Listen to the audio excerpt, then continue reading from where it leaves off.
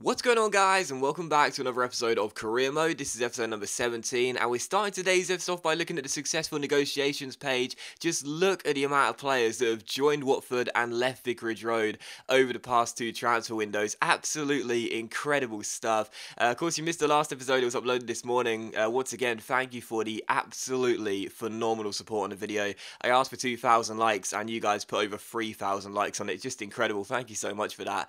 I really do appreciate it. But yeah, if you missed the last episode, we ended the January transfer window. We completed 3 signings on deadline day. Daniel Bentley from Southend for £1 million. Kennedy came in from Chelsea on loan for a year. And also Danny Rose came in for £6 million plus Holobaz from Spurs. And I think I counted for players coming in. I may have got this wrong, but I think I counted 15 players were signed by me and not the AI manager as well. So I made 15 signings. Of course, some of those were loans and pre-contracts, but 15 signings over 2 transfer windows. That is absolutely insane, isn't it? But either way, so many players left the club, so many players have joined the club. This Watford side is undergoing a massive transition right now. You guys are witnessing it. I'm orchestrating it, if you will, and it's just really, really fun. You know, one of the big reasons I wanted to start off at Watford, and I'm so glad you guys did vote for them in the poll, is because I really did believe this was going to be all about transition, but it was just going to be so fun, shifting on certain players and bringing in younger players. It was going to be really, really enjoyable, and you know, I am just loving this series right now. We're only 17 episodes in, and hopefully you guys are as well. Still, look at the squad report right there and the league table as well. As you can see, with 22 games played, we are in 6th place right now. We are 16 games away from the end of the season, but if you said the league table could finish right now, I'd say yes, please. You know, I'd love to finish the season right now. Finishing in 6th place would be incredible. We are also into the Capital One Cup final, where we'll be taking on Chelsea. We also have some player training there, and I also decided to request some funds from the board. Now, I always forget about this. I read some comments, and I always forget to request funds from the board during transfer windows. So as you can see, we're into the 2nd of February now, or outside the transfer window. I always forget to do it. It's something about me. I don't know why. I just can't remember it when the transfer windows come around. But either way, I asked the board for £2.5 million. I said, if you give us that, we'll reach the cup quarterfinals, because we've already reached the Capital One Cup final. But I've never known whether that actually counts as matching the objective of the Capital One Cup. I'm sure it does. I'm pretty sure it does. But I've been told different things. But either way, we're in around the 16 stage of the FA Cup, and we got QPR in that competition, so I think we could possibly get ourselves through to the quarterfinals anyway. And of course, you know, getting to the final of the Capital One Cup, if that does match the objective, then that's totally fine as well. Still, I requested some funds because that meant I could hire myself a youth scout, and as you can see, we buy this one here, 5-star experience and 5-star judgment from Norway for £2.8 million. I think youth scouts are cheaper this year, which is really important, because unless you did long career mode saves, they weren't really worth the money in previous FIFAs. But for £2.8 million, we signed the best youth scout available, and you know exactly where we're sending him. We're sending him to Canada. We're managing Canada, we're managing that nation, and the fact of the matter is the players they have aren't really the best, so we need to make sure we try and get some good youth talents through well, you know, if they'll be coming through the Watford Academy as well. You know, we need to get some players that are Canadian that will come through the Watford Academy and can also play for club and country. That sounds like a good name for a series, that, doesn't it? Club and country.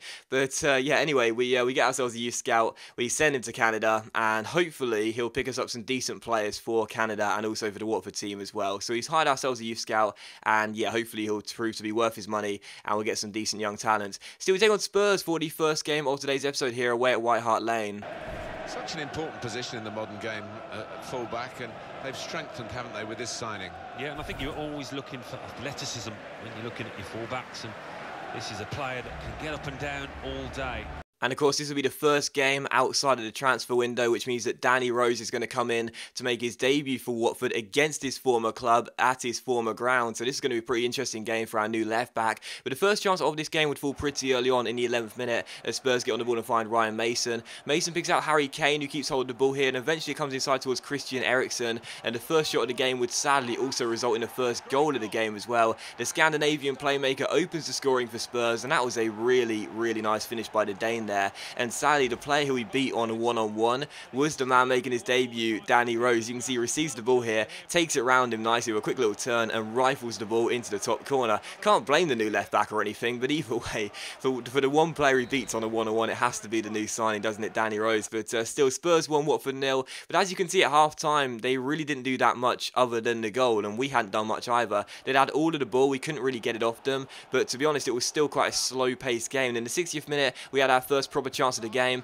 Bertrand Traore goes for goal here, but Michel Vaughan makes the save, and eventually Spurs get the ball away with Ryan Mason, so still 1-0. And in the 76th minute, it was still 1-0 to Spurs. There were very few chances in this game, but as Kyle Walker sends Son down the right-hand side here, he takes it around Riedewald, tries to cross the ball in, the cross takes a deflection, but it falls to Harry Kane, and his header goes wide of the post and behind for a goal kick, so still 1-0. One of the final chances would fall here, though, in stoppage time in the 90th minute, as Jan Vertonghen heads this cross behind for a corner. This is our final chance of the game. I was on all-out attack, so no surprise, Jack Butland decides to, well, I was going to say run forward for the corner, but it was more like a leisurely stroll towards the box.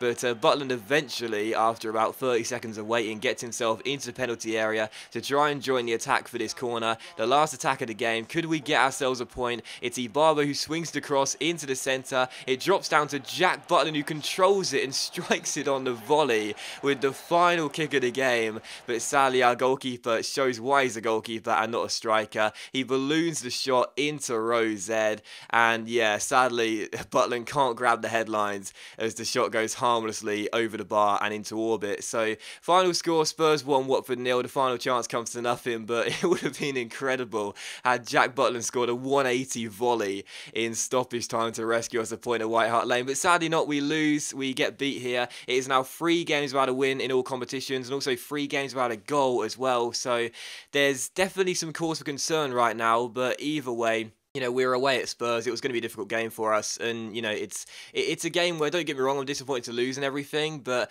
I just could not get into that game whatsoever, and I'm not one bit surprised we did leave White Hart Lane with absolutely 0 points. But that is now 3 defeats in the Premier League this season, all 3 of which have come away, in fairness. But either way, also 3 games without a win in all competitions, a little bit concerning. So we take on Newcastle for the second and final game of today's episode here. Steve McLaren's side will come and take us on at Vicarage Road. You can see by the team, only one change was made to the first 11. That was Gerardo coming in for Barami. This season, I'm trying to stay as consistent as possible with the team lineup, and if I'm going to make changes, I'll rest a lot of players as opposed to just 1 or 2. Still taking on Newcastle here for this game at Vicarage Road, and the first chance would fall in the 13th minute as Troy Deeney gets on the ball for us, gives it to Gerardo, the new man in, who plays it through towards Victor Barbo, who sprints through one-on-one, and finally, after so many attempts, Victor Barbo has his first goal in a Watford shirt. Now he sprints to the camera, points to the name on the back of the shirt, but I'm not surprised he wants to celebrate this goal so much because it's his first goal of the season. And how many times this year have I showed you a highlight where he's ran through, used his rapid pace, but completely messed up the finish? This time he gets the finish right, rifles it past Tim Krul, and makes it Watford 1, Newcastle 0, and gets his first goal of the season. So the relief on his face, the relief on my face, I've kept him in the team despite underperforming, but he does make it Watford 1, Newcastle 0. He went pretty close here in the 37th minute to doubling the lead, but it was still 1-0. But at half-time, as you can see, we'd had much more of the ball. We'd had 3 shots until on target compared to Newcastle's 0-0. We were looking the better side, but 10 minutes after the restart, a good chance for the away side to grab themselves an equalising goal. Johan Gouffran crosses the ball to the far post, picks out Edin Dzeko, but Dzeko's header goes wide of the post and behind for a goal kick. So still 1-0 in this game. And in the 73rd minute here, as Jack Butland catches this cross, he rolls it out towards Danny Rose. Rose finds our centre-back Riedewald here as we sprint down the left-hand side. Riedewald plays it inside towards Gerardo, and the Spanish midfielder plays it inside towards Etienne Capoue. Slow build up here, but as Loftus-Cheek plays a great through ball towards Bertrand Traore. He sprints past Stephen Taylor, beats him with a step over, plays it back to Loftus-Cheek, and Ruben Loftus-Cheek scores for Watford again. It's his first goal in several games, but he makes it Watford 2, Newcastle 0, and ensures surely now we are going to end the streak without a win and get ourselves our first 3 points in a few games. So Loftus-Cheek with the finish, Traore with the assist. That was a really nice goal, that as well, as Butland catches the cross. We didn't just launch the ball forward and possibly surrender possession. We just patiently held the ball up, worked our way forward, slow tempo counter-attack if you will, but eventually as Traore found Loftus-Cheek, how about that for a finish from the man on loan from Chelsea, with the weaker left foot, rifles the ball past Tim Krul. The first goal, I thought Krul possibly could have done a little bit better for us. The shot was pretty much straight at him, but for this goal, he is getting absolutely nowhere near it. Loftus-Cheek scores again. He runs to the substitutes. It's now his 8th goal in the Premier League this season. What a season he's having.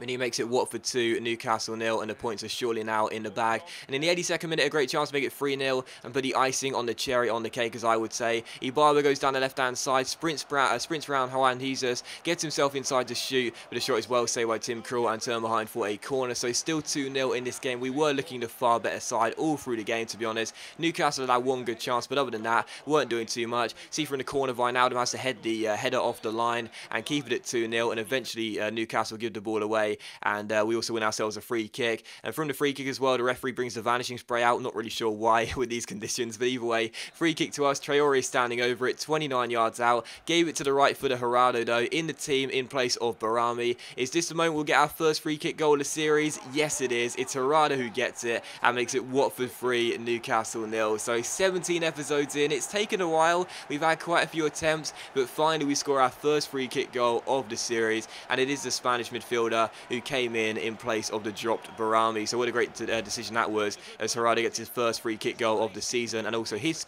first goal of the season. Really nice strike that one as well. Curls it around the wall into the top corner. I don't know whether free kicks are easier or harder this year. Some people have told me they're more difficult, some people have told me they're easier, but I haven't really been getting on with them this year. But either way, that is a great way to score the first free kick goal of the series. Gerardo curls it around the wall, and he does make it Watford 3, Newcastle 0, and the points are now in the bag in style. So 3-0 to Watford, and it was how the game would finish as well. A fantastic win here at Vicarage Road. I thought we'd win the game anyway. I thought we would return to winning ways, but this was one of the best performances of the season. Absolutely no doubt about that. We played really well in this game. We controlled the game from the first minute, really. Newcastle didn't really have too many things to cheer about, too many things to get excited about either. We stopped them from getting into our box most of the game, and as you can see, they only had really one attempt in the entire game. That was Dzeko's header. Other than that, we thoroughly deserved the win, as we were the far better side. But that does end the episode, guys, so thank you very much for watching the video. Really hope you have enjoyed it. If you have enjoyed today's episode of Career Mode, then please do leave a like. I hope you've enjoyed having a quadruple episode upload weekend. If you have, then please do leave a like, and I'll see you for the next episode of Career Mode very soon.